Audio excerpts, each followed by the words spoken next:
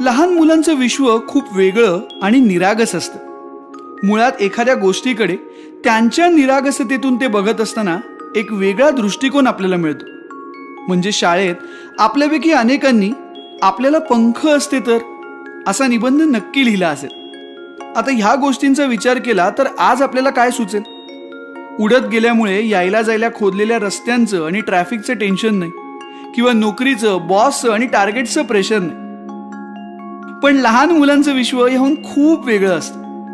त्यांच्या विश्वात फक्त निरागसपणा, त्यांची चौकस बुद्धी, त्यांना पडणारे प्रश्न आणि प्रामाणिकपणे त्यांनी व्यक्त केलेल्या भावना इतकंच असतं. त्यामुळे त्यांच्यासाठी पंख मिळणं म्हणजे निळं निळं आभाळ, कापसासारखे ढग, आकाशातून दिसणाऱ्या इतर गमती जमती आणि छोट्या छोट्या दिसणाऱ्या इमारती आणि इतर वस्तू हेच त्यांचं जग असतं.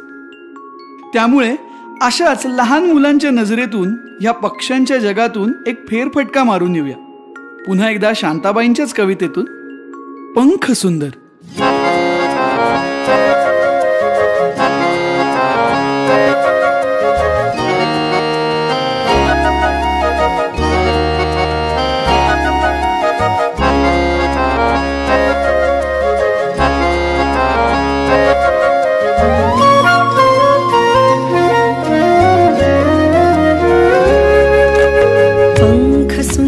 प्रवासी निळ्या आभाळ वाटांचे, पंख सुंदर प्रवासी निळ्या आभाळ वाटांचे, किती डौलाचे रूपाचे कसे देखण थाटाचे, किती डौलाचे रूपाचे कसे देखण थाटाचे, पंख सुंदर प्रवासी निळ्या आभाळ वाटांचे, किती डौलाचे रूपाचे कसे देखण थाटाचे.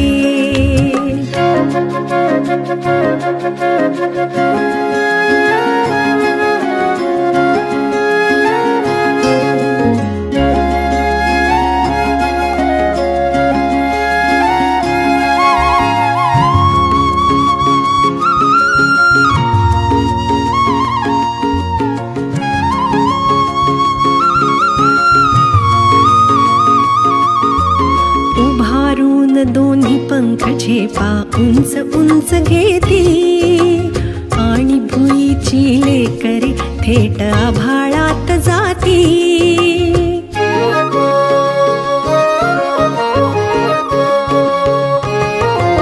उभारून दोन्ही पंख झेपा उंच उंच घेती आणि भुईची लेकरे थेट आभाळात जाती.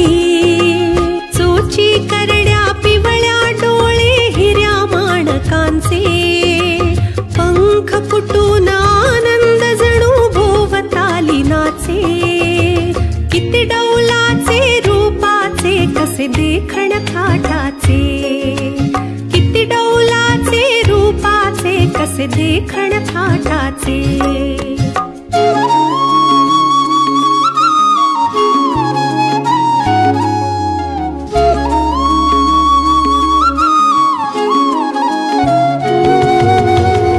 टिपतात नळे कशा वेळावती माना, गळा फुगवून कुणी घेती सुरेल शाताना. अंगणात रानामध्ये, अंगणात रानामध्ये, झाडावर नदी काठी, देवा घरची खेळणी आम्हा छोट्या बाळांसाठी.